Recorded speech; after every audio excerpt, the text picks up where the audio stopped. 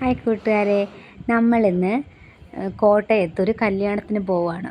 അന്ന് ഫ്രെയിം വാങ്ങാൻ വന്നില്ലേ, ഞാൻ ആളെന്ന് പറഞ്ഞ ആ ആളിൻ്റെ ജ്യേഷ്ഠൻ്റെ കല്യാണമാണ്. ആളിൻ്റെ പേര് ജെയ്സൺ എന്നാണ് കേട്ടോ. അന്ന് എനിക്ക് പേരറിയത്തില്ല, അതുകൊണ്ട് ഞാൻ അങ്ങനെ പറഞ്ഞു കേട്ടോ.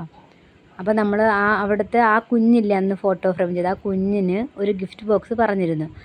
അപ്പം നമ്മൾ ഗിഫ്റ്റ് ബോക്സും കൂടി കൊണ്ട് ചെല്ലാമെന്ന് പറഞ്ഞായിരുന്നു. പക്ഷേ ഗിഫ്റ്റ് ബോക്സ് ഓവർ വലുതാണ്, അത് നമുക്ക് അങ്ങനെ കൊണ്ടുപോകാൻ പറ്റത്തില്ല. അപ്പോൾ ആൾ വിചാരിച്ച് നമ്മളത് കൊണ്ട് ചെല്ലുമെന്ന് വിചാരിച്ച്. അങ്ങനെ നമ്മളതാ ഇപ്പോൾ ഇറങ്ങിയിട്ടിപ്പം കടപ്പാക്കടയിലെത്തി. ജസ്റ്റ് ഞാനൊന്ന് സെൽഫി എടുത്തു കേട്ടോ, വണ്ടി ഓടിച്ചു.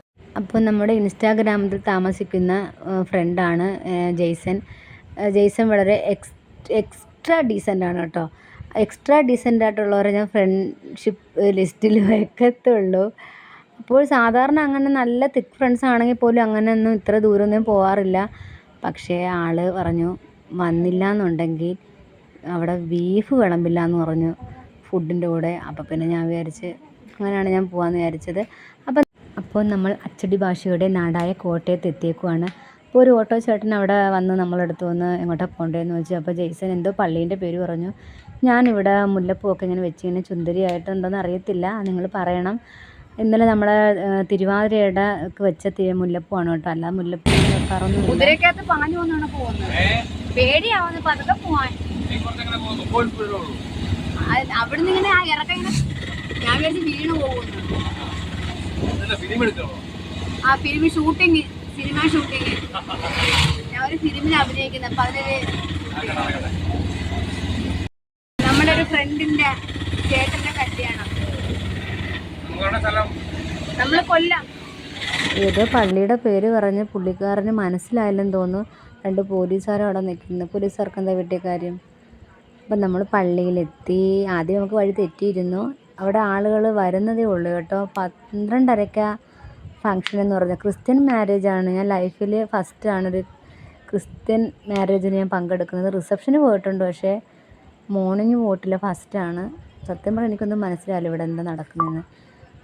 അപ്പോൾ അവിടെ മാംഗോ ജ്യൂസും വാട്ടർ മെലൺ ജ്യൂസും ഇരുന്ന് അപ്പോൾ നമ്മൾ കുടിച്ചു. അപ്പോൾ ഇവിടെ ലേഡീസ് ഇരുന്ന് പ്രാർത്ഥിക്കുവാണ്. പ്രാർത്ഥനയല്ല, പാട്ട്, നല്ല നല്ല പാട്ടാണ്.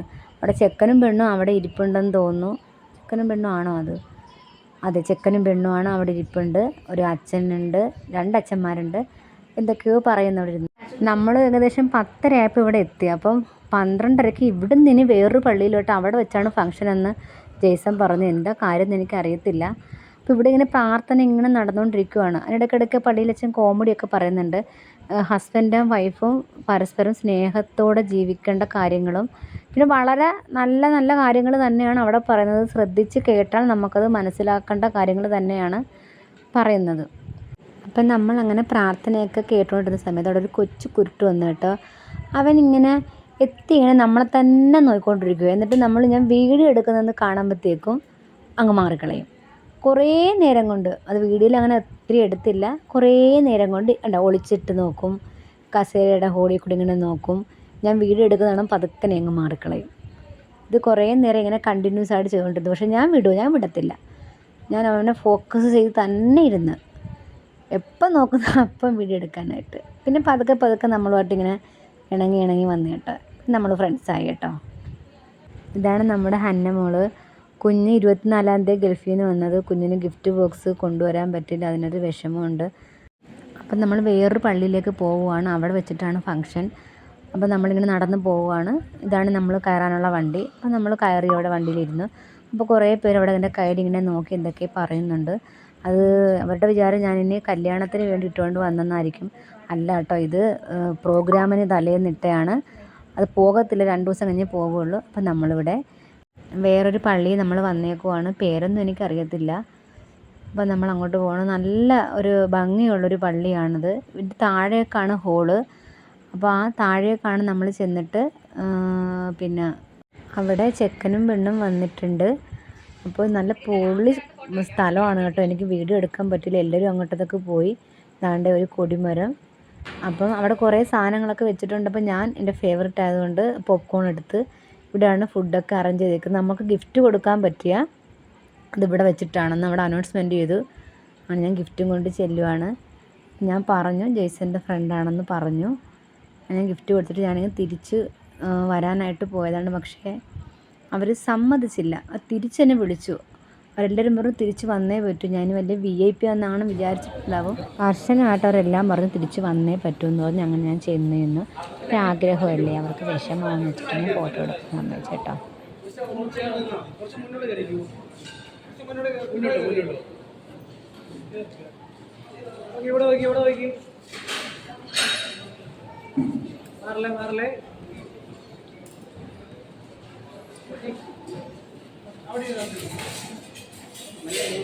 ഇവിടെ എല്ലാം ഇങ്ങനെ കവർ ചെയ്ത് വെച്ചേക്കുകയാണ് ഓരോ ഫുഡ് ഐറ്റംസ്. അപ്പോൾ നമുക്ക് ഇഷ്ടമുള്ളത്ര എടുത്ത് കഴിച്ചാൽ പിന്നെയും പിന്നെ അവർ കൊണ്ടിട്ട് തരും.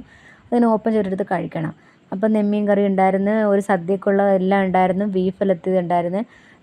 ഫുഡ് കഴിഞ്ഞിട്ട് കസാട്ട എന്ന് പറഞ്ഞ സംഭവം ഉണ്ടായിരുന്നു, പക്ഷെ നമ്മളത് വാങ്ങിയില്ല. ഇത് ചെമ്മീൻ ചമ്മന്തിയാണ് കേട്ടോ. നല്ല ടേസ്റ്റായിരുന്നു, നല്ല ഫുഡായിരുന്നു.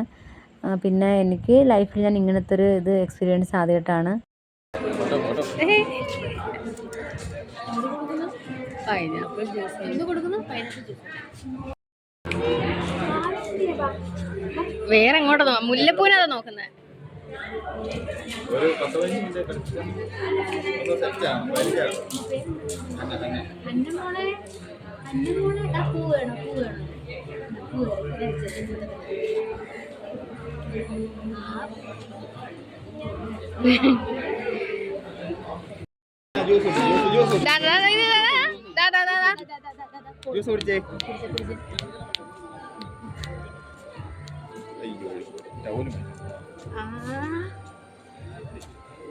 സൂപ്പർ.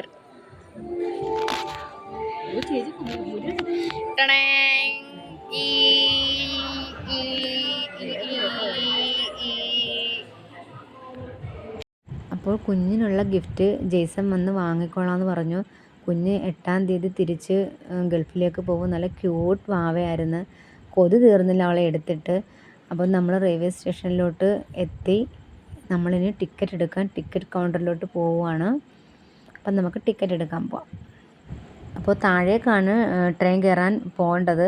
ഞാൻ വലിയ കാര്യത്തെ എസ്കലേറ്ററിലോട്ട് വന്നപ്പോഴത്തേക്കും അത് അനങ്ങുന്നില്ല. അപ്പോൾ ഞാൻ ചമ്മിപ്പോയി.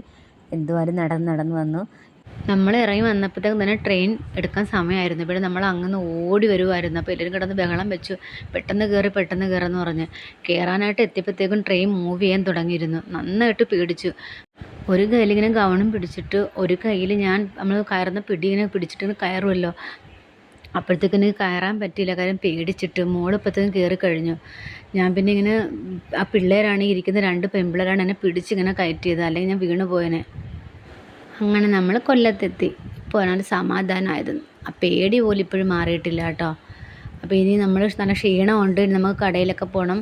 അപ്പോഴിതാ ഇത് അവർ സ്റ്റോപ്പ് ചെയ്ത് വെച്ചാണ്. ഉണ്ടായി കഴിഞ്ഞിട്ട് ഞാൻ പറയും എനിക്കിതൊന്ന് കാണുമെന്ന് പറഞ്ഞ് അങ്ങനെ പിന്നെയും പാവം കേട്ടോ, പിന്നെയും അങ്ങനെ ചെയ്യുകയാണ്. നമ്മൾ സ്ഥിരം പോകുന്ന കടയാണത്, പരിചയമുള്ള കടയാണ്. പിന്നെയും ചെയ്ത്. അപ്പോൾ എൻ്റെ വീഡിയോ കണ്ട എല്ലാവർക്കും നന്ദി.